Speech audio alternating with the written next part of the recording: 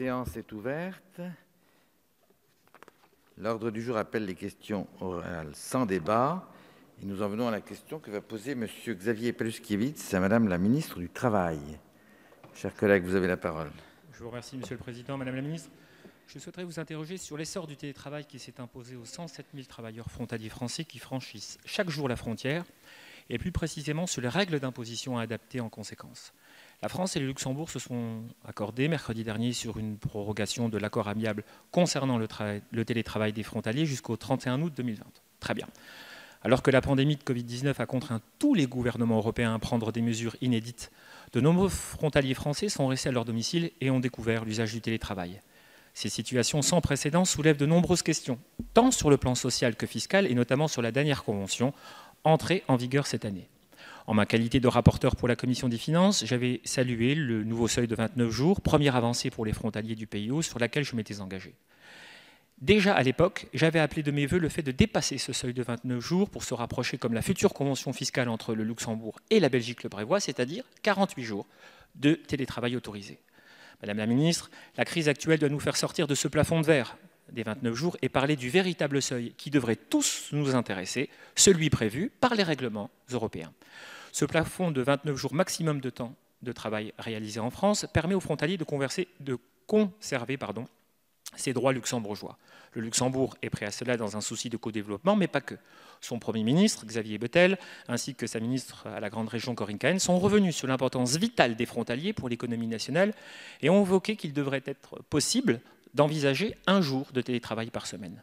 Le télétravail est une partie de la solution. Regardons-en toutes les externalités positives qu'a entraîné son usage massif sur notre territoire. Sur le transport, qu'il soit en voiture ou en transport en commun, c'est 3 heures de vie retrouvée chaque jour. Sur le désengorgement du trafic routier, c'est la baisse de tension sur les infrastructures dont le futur aménagement de la 31 bis, qui montre déjà ses limites, sans parler du trafic sur la nationale 52 qui va poser de gros soucis, n'en déplaise au ministre du Transport qui nous dit tout le contraire, sans parler évidemment des bienfaits sur le climat. C'est avant tout l'ancien frontalier qui a traversé le Luxembourg pendant 18 années qui en parle en connaissance de cause, convaincu que cette solution gagnant-gagnant changera la vie des frontaliers et résoudra en partie certains problèmes de mobilité. Dès lors, Madame la Ministre, j'avais 3 questions à vous poser. Êtes-vous favorable à intégrer davantage de télétravail ? Êtes-vous prête à faire évoluer la convention fiscale de 29 jours à une 50aine de jours, qui correspondrait au plafond des 25% du temps de travail? Et pouvez-vous me confirmer que ce sujet sera bien inscrit lors du prochain séminaire intergouvernemental franco-luxembourgeois prévu à l'automne? Je sais que les frontaliers du pays qui nous regardent attendent des réponses, et moi le premier. Je vous remercie. Madame la ministre, vous avez la parole. Je vous rappelle que c'est 6 minutes pour l'ensemble. Donc, merci, Monsieur Paluskiewicz, ça a été un peu long. Monsieur le député, le ministre de l'Économie et des Finances m'a demandé de répondre à votre question. Voici les éléments qu'il m'a transmis. Une nouvelle convention fiscale liant la France au Luxembourg a été ratifiée pour s'appliquer à compter du 1er janvier 2020. Elle ne prévoit aucun régime spécifique pour les frontaliers, ce qui correspond aux souhaits des 2 États, aussi bien qu'à celui des frontaliers.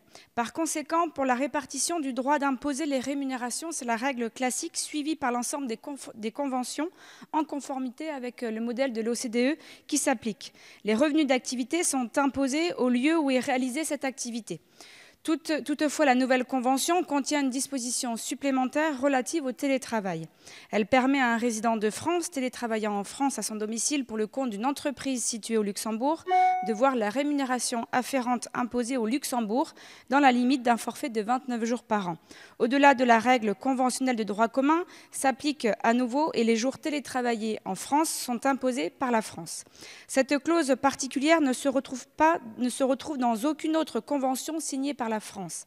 Le nombre de jours prévus dans ce forfait est similaire à celui figurant dans les traités liant le Luxembourg à ses voisins. Dans le contexte du Covid-19, les autorités des 2 États ont considéré que cette situation constituait un cas de force majeure subi par les travailleurs. Un accord amiable a donc été conclu pour permettre au choix du contribuable de ne pas prendre en compte les jours télétravaillés à domicile du fait de la situation sanitaire pour le décompte du forfait de 29 jours. Cet accord exceptionnel est par nature temporaire. Il n'est pas envisageable aujourd'hui de négocier un nouvel accord, la convention actuelle étant entrée en vigueur depuis 6 mois, pour augmenter le forfait de 29 jours de façon pérenne. D'une part, ceci occasionnerait de façon pérenne une perte de recettes fiscales pour la France, qui renoncerait plus largement qu'actuellement à son droit d'imposer. D'autre part, ceci ne serait pas nécessairement favorable à tous les contribuables concernés. La fiscalité luxembourgeoise peut être avantageuse pour certaines catégories de foyers.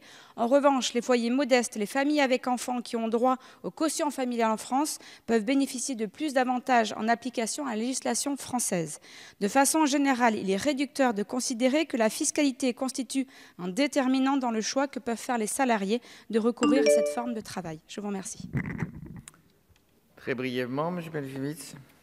Très brièvement, Monsieur le Président, je vous remercie pour cette réponse. Nous avons eu l'occasion de converser jusqu'avant. Ne doutez pas du fait que je revienne et à la charge parce qu'il y a sûrement des précisions à donner dans ce cadre-là. Je vous remercie. Merci. La parole est à Mme Michèle Victory. C'est une question à Monsieur le ministre des Solidarités.